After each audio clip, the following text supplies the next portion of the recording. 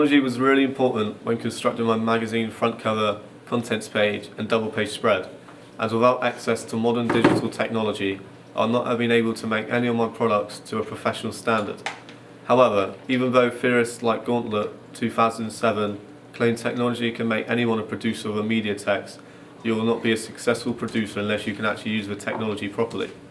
This meant over the year I had to improve my ability to work with Blogger, Photoshop, InDesign, Illustrator, YouTube, SurveyMonkey and iMovie, as last year I did not really become proficient enough with any of these technologies. The internet was critical for every part of my planning, production and research, as without it I would not have been able to easily research existing products, what my audience wanted or tutorials to advance my skills. Also, without the internet, I would not have been able to use Blogger for my planning and distributing my print products online. During the production process of my products, I used a variety of media technologies relating to photography, such as 3 types of Canon camera, the 5D, 6D and 600D, along with a variety of lenses, filters, memory cards and batteries. I also even used my smartphone as well to take photos at a festival I went to.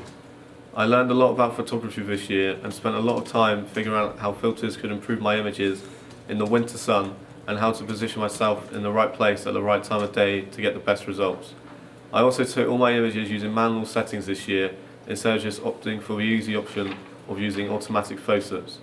This led to better, more creative and professional results.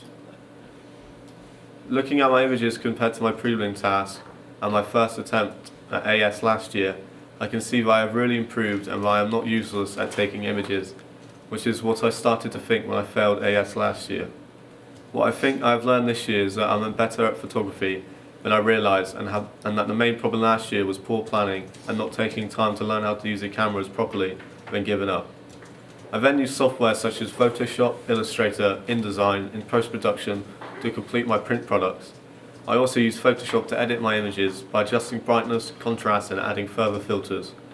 Some of my images needed very little editing, but others needed more touching up as the winter sun creates some odd lighting effects but do not always look strong enough to be professional.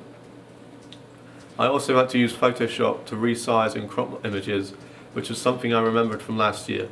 To design my layouts and add fonts, I used a combination of Illustrator and InDesign. I used Illustrator for creating interesting text effects from images I had taken and used InDesign to get the professional, well-ordered layouts you see on my final pages. I mostly used the fonts available with this program, but had to download and add a few newer ones to fit the conventions creatively. The last steps to my portfolio have been filming myself doing this evaluation with a blue screen behind me. I'm using the Canon 6D for this.